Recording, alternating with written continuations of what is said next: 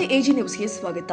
ಶಿಡ್ಲಘಟ್ಟ ನಗರದ ಸಿದ್ಧಾರ್ಥ ನಗರದ ರೇಷ್ಮೆ ನೂಲು ಬಿಚ್ಚಾಣಿಗೆ ರೇಲಿಂಗ್ ಘಟಕ, ನಲ್ಲಿಮರದಹಳ್ಳಿ ಎಆರ್ ಎಂ ಸಿಲ್ಕ್ ಕೇಂದ್ರ ಮತ್ತು ಎನ್ ಸಿಲ್ಕ್ ಕೈಗಾರಿಕಾ ಕೇಂದ್ರಗಳಿಗೆ ಚಿಕ್ಕಬಳ್ಳಾಪುರ ಜಿಲ್ಲಾ ಪಂಚಾಯಿತಿಯ ಮುಖ್ಯ ಕಾರ್ಯನಿರ್ವಹಣಾ ಅಧಿಕಾರಿ ಡಾಕ್ಟರ್ ವೈ ನವೀನ್ ಭಟ್ ಭೇಟಿ ಕೊಟ್ಟಿದ್ರು.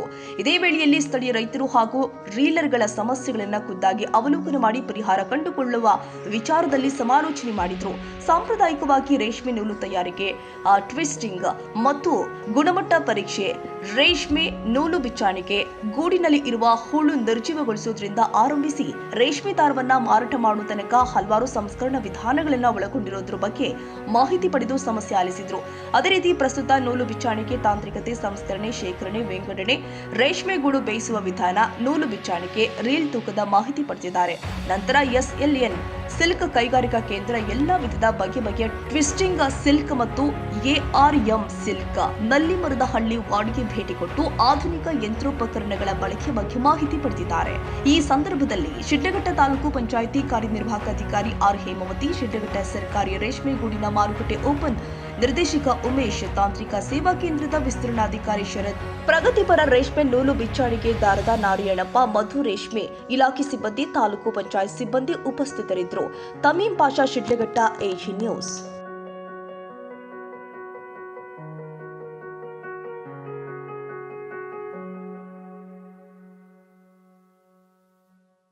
ಕನ್ನಡಿಗರ ಮೆಚ್ಚಿನ ನಿಮ್ಮ ಎಜೆ 24/7 ನ್ಯೂಸ್ ಕನ್ನಡ ವಾಹಿನಿ ಇದೀಗ ಟಿವಿಯಲ್ಲಿ ಲಭ್ಯ.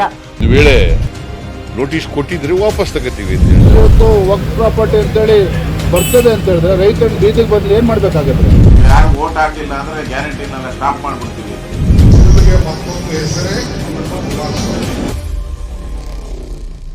ಕರ್ನಾಟಕ ಮತ್ತು ದೇಶ ವಿದೇಶ 360 ಡಿಗ್ರಿ ಸುದ್ದಿ ಹಾಗೂ ಉತ್ತರ ಕರ್ನಾಟಕ, ಬೆಳಗಾವಿ, ಬಾಗಲಕೋಟೆ, ಧಾರವಾಡ, ಹಾವೇರಿ, ಗದಗ, ಬಿಜಾಪುರ ಜಿಲ್ಲೆಯ ಕ್ಷಣ ಕ್ಷಣದ ವಿವರವನ್ನ ಪಡೆಯುವುದಕ್ಕೆ ಎಜೆ 24/7 ನ್ಯೂಸ್ ಕನ್ನಡ ವಾಹಿನಿಯನ್ನ ಲೈಕ್ ಮಾಡಿ, ವಿಡಿಯೋಗಳನ್ನ ಶೇರ್ ಮಾಡಿ, ಕಮೆಂಟ್ ಮಾಡುವ ಮೂಲಕ ನಮ್ಮ ವಾಹಿನಿಗೆ ಸಹಕಾರ ನೀಡಿ ಮತ್ತು ಚಾನೆಲ್ ಅನ್ನ ಸಬ್ಸ್ಕ್ರೈಬ್ ಮಾಡಿ.